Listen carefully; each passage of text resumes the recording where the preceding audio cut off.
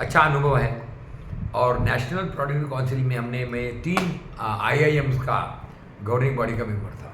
IIM Calcutta, IIM Bangalore और IIM Ahmedabad. तो IIM की वर्ल्ड कल्चर, उनकी सफलता के मापदंड, उनका ईगो, उनके विद्यार्थी, सारा समझने का मौका मिला।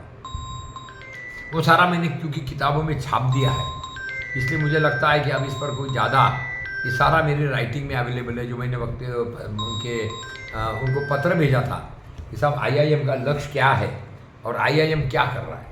केवल पैकेज पैकेज पैकेज पैकेज तो मापदंड नहीं हो सकता ना सफलता का। तो इंडियन इज ऑफ मैनेजमेंट कहाँ है वो। तो यही हमने नेशनल प्रोडक्टिव काउंसिल में प्रश्न उठाया कि प्रोडक्टिव का क्या मतलब भाई। उत्पादकता है और मशीन और मशीन और मशीन और मशीन और ज़्यादा उत्पादन और ज़्यादा उत्पादन। नेचुरली पृथ्वी का दोहन होगा, मनुष्य का मैकेनाइजेशन होगा। अब और दुख की बात है, अब जो ये आर्टिफिशियल इंटेलिजेंस आ रहा है, इसमें तो हम सबको और जागना पड़ेगा कि इंसानियत, मानवता ये कैसे बचेगी। और इसी सिस्टम में मशीन मशीन मशीन के युग में मानवतावाद कैसे रहेगा, है सोचना पड़ेगा। मगर प्रश्न गंभीर है। जी, अगले सवाल है जी कि क्या प्रशासनिक सेवा और सामाजिक सेवा में कार्य करने के तरीकों में कुछ अंतर है? नेचुरली जब आप समाज के साथ काम करते हैं तो आपको ज़्यादा हम्बल, ज़्यादा रिसेप्टिव, ज़्यादा सुनना पड़ेगा। और ज़्यादा लोगों की भागीदारी कैसे बढ़ेगी, सस्टेनेबल, इस पर ध्यान देना पड़ेगा। नए नए काम में वॉलंटियर्स कैसे मिले, इस पर ध्यान देना पड़ेगा। वॉलंटियर्स कब तक वॉलंटियरिंग रहेंगे, उनको कमाई का क्या जरिए होगा।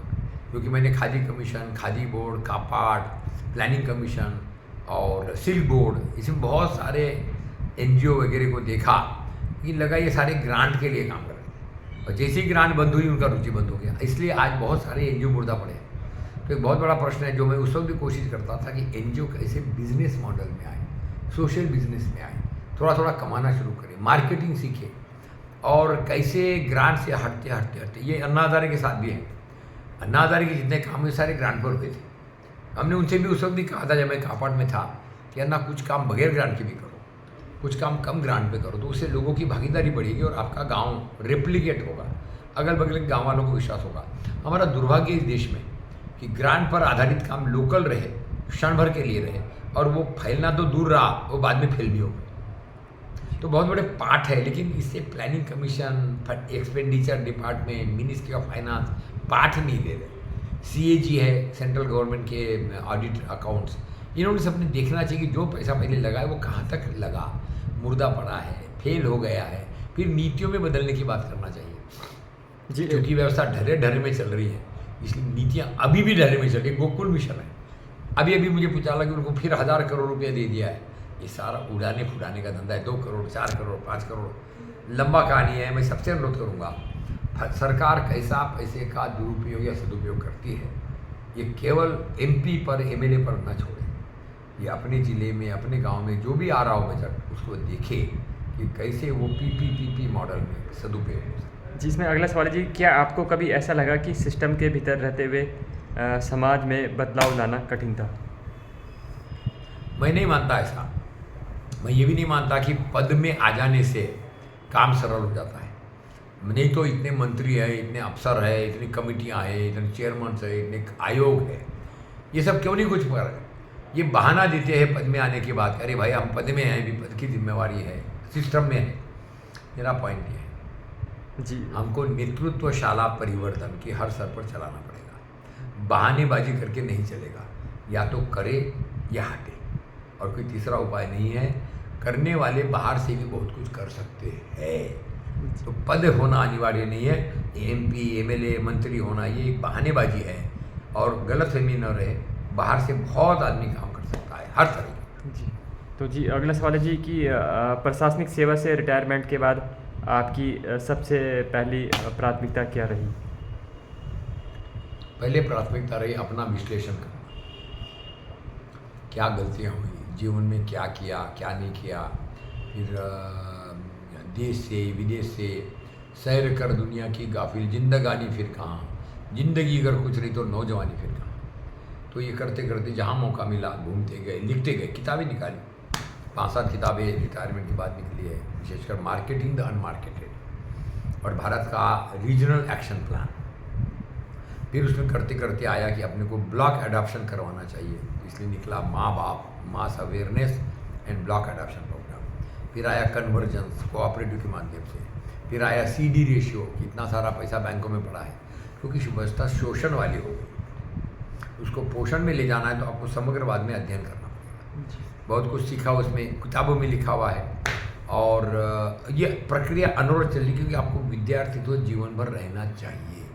उससे आप क्रिटिकल प्रश्न पूछ सकते हैं बेशर्म होकर। और विद्यार्थी का धर्म है सतत वो 100 का मूल्यांकन करे। फिर कई और अध्ययन किए, रिसर्च किए, गुजरात टेक्नोलॉजी यूनिवर्सिटी का, और वो बताएंगे जो हमारे उसमें यूट्यूब में बहुत कुछ डाले हुए हैं। तो मैं अनुरोध करूँगा कि इसमें सब कुछ लेने के बजाय उसका जो निचोड़ वाले बिंदु है तत्वांश वो ले लें, और बाकी फिर अपने यूट्यूब का और उसका सदुपयोग करें, जिससे जो लोग अनुभव से सीखना चाहें, क्या गलतियाँ न करें, सीखना चाहें, उनको बराबर एक मौका मिले और समग्रवाद में सोचने का अनुकूल वातावरण रहे। जी, अगला सवाल है जी कि ग्रामीण विकास के प्रति आपकी रुचि कब और कैसे विकसित हुई? ग्रामीण विकास की रुचि तो मऊरानीपुर में, जब मैं गरोठा का, मोट का और गुरसराय का जॉइंट मजिस्ट्रेट वगैरह रहा, तभी मैंने सोचा था कि ये गांव में प्रति बुंदेलखंड में बहुत ज़्यादा अन्याय हुआ है, भ्रष्टाचार, कारण जो भी हो। कोई कह रहे थे वो जो रानी लक्ष्मीबाई का वाला मामला था, तब से अंग्रेजों ने भी बुंदेलखंडियों का बहुत शोषण किया, उनको हर तरह से हेय बना दिया। और स्वतंत्रता के बाद में भी ऐसे अफसर आते रहे जो भ्रष्ट रहे, बहुत ज़्यादा शोषण हुआ। और मैंने देखा भी कि किस तरीके से वो हो रहा था, और अपनी तरफ से पूरा कोशिश किया कि वो न हो।